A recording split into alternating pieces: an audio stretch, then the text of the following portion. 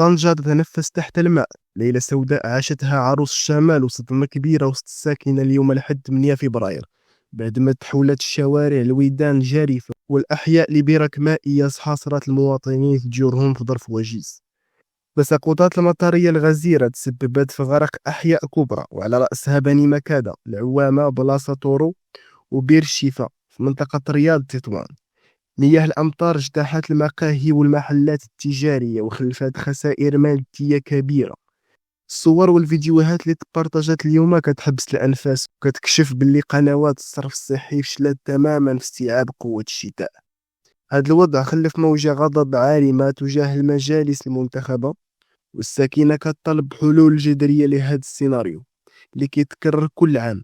نتوما اللي كتشاهدونا من طنجة، قولوا لنا في التعليقات كيف داير الحال عندكم دابا، وبارطاجيو الفيديو باش يوصل الصوت للمتضررين.